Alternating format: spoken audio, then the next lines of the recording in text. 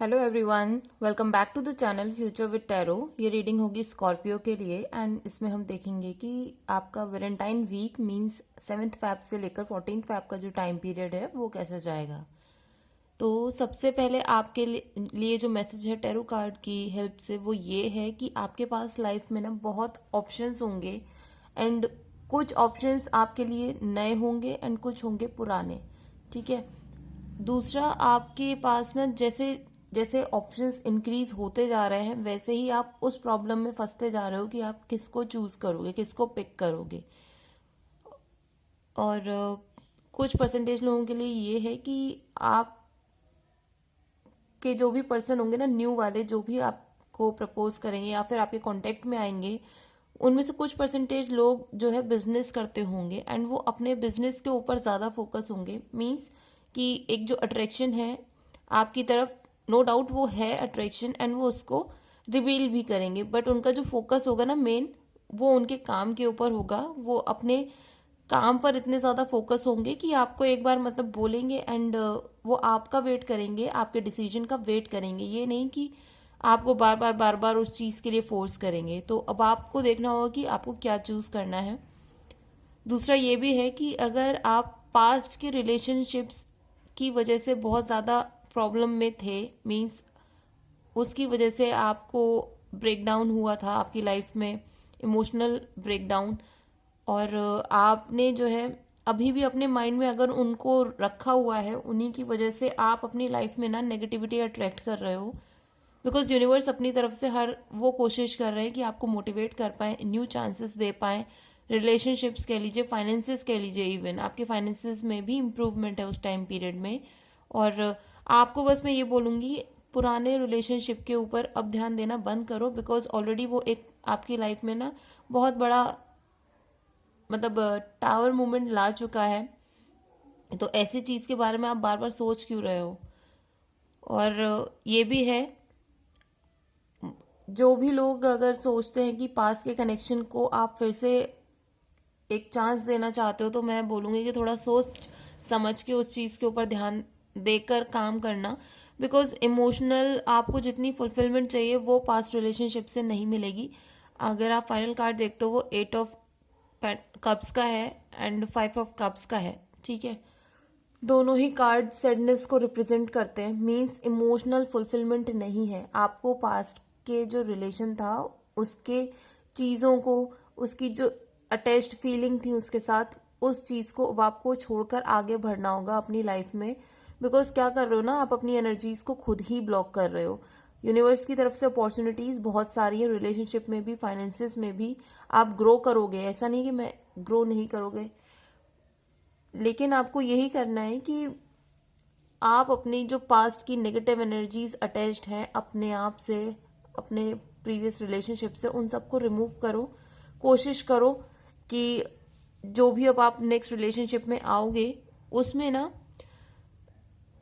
Tension मत रखना कि अपनी चीज़ों, पास्ट की चीज़ों को आप उसके उनके साथ डिस्कस कर रहे हो। वो ऑलरेडी क्योंकि बहुत बिजी इंसान हैं, भले ही उन्होंने अपनी फीलिंग्स को आपको शेयर किया हो, और अब आपको अपनी लाइफ की ना सिर्फ पॉजिटिव जो चीज़ें हुई हैं उनको शेयर करो एंड पॉजिटिव एनवायरनमेंट क्रिएट करने की कोशिश करो। बिकॉज कुछ परसेंटेज लोगों के लिए मुझे मैरिज भी दिख रही है कार्ड्स के थ्रू।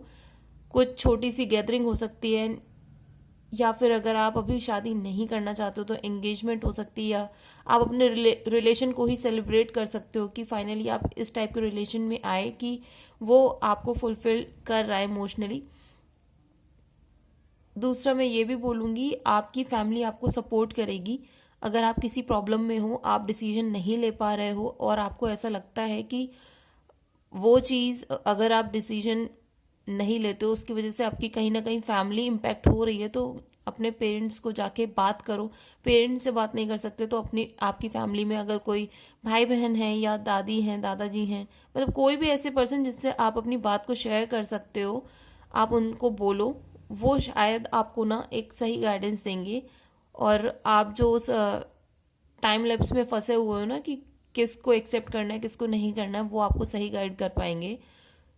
दूसरा, कुछ लोगों के लिए मुझे ट्रैवल प्लान्स दिख रहे हैं। अगर आप उस टाइम पीरियड में कहीं बाहर जाना चाहते हो, भले छोटी सी ट्रिप क्यों ना हो, घूमना चाहते हो तो आप उसको प्लान कर सकते हो। और कुछ लोगों के लिए ये भी है कि इस टाइम पीरियड पे आप अगर लव रिलेटेड नहीं देख रहे हो एंड थोड़ा सा उस टाइम पीरियड को यूटिलाइज करना चाहते हो आप अपने फाइनेंसेस को इंक्रीज करने में, या फिर कह लो कि अगर आपका कोई बिजनेस है, आपने मनी अगर उसमें इन्वेस्ट किया था तो उस टाइम पर आप थोड़ा सा और प्लानिंग करो, उस काम को करो एंड उसकी वजह से आपके फाइनेंसेस में बहुत इम्प्रूवमेंट होगा।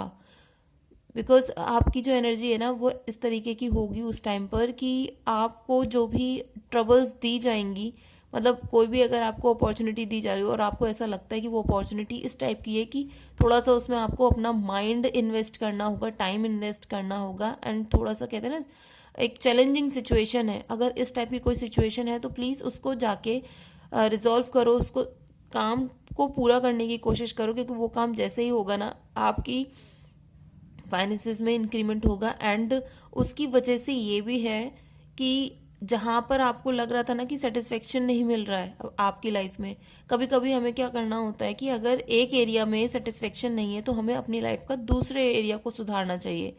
अगर जो लोग जैसे लव रिलेटेड प्रॉब्लम्स हैं, अगर आप उनको अभी नहीं सही कर सकते तो अपनी एनर्जी को उधर डालने की भी ज़रूरत नहीं है। आप ज़्यादा फोकस नेगेटिव चीज़ पे करोगे तो नेगेटिविटी ही इंक्रीज होती है। तो आपको क्या करना है कि आप अपने करियर में, या जो बच्चे अभी पढ़ रहे हैं अपने पढ़ाई पर ध्यान दो, या फिर जो लोग अभी मतलब कुछ भी ऐसी फील्ड में हो जहाँ पर आपको अपने माइंड को यूज़ करना है, थोड़ा सा मेहनत करके अगर आपको फाइनेंसेस में इंप्रूवमेंट मिल रहा है तो आप उस चीज़ की तरफ ध्यान दो।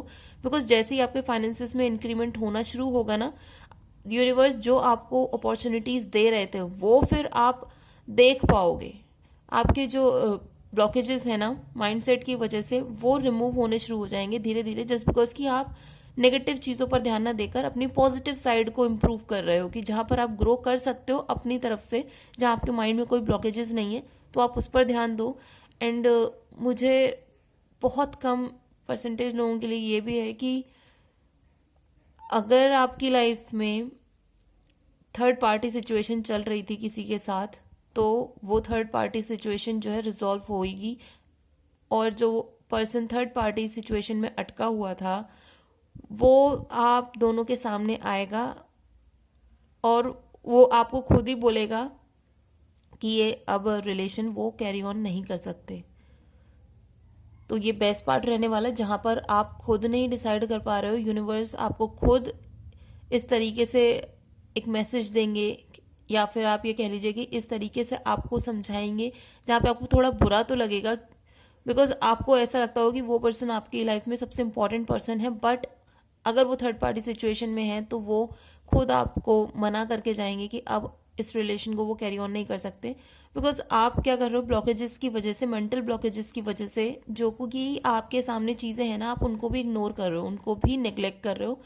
बार बार आपके पर्सन जो है आपको इंडिकेट करते होंगे छोटी छोटी चीज़ों की तरह से, बट अगर आप उनको नेग्लेक्ट कर रहे हो तो फाइनली यूनिवर्स यहाँ पर अब एक्शन लेने वाले हैं। तो कुछ परसेंटेज लोग जो थर्ड पार्टी सिचुएशन में हैं उनका ब्रेकअप हो सकता है, लेकिन ब्रेकअप होने के तुरंत बाद आपको एक न्यू रिलेशन भी अप्रोच कर रहा है, तो उसके ऊपर ज़्यादा ध्यान देना रेदर देन कि आप अपनी नेगेटिव चीज़ों को ऊपर।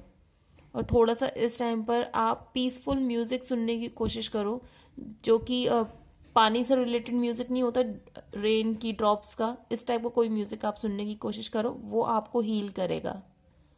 तो अगर ये रीडिंग आपको पसंद आई हो या रेजोनेट की हो तो do like, share, comment and subscribe to my channel future with tarot.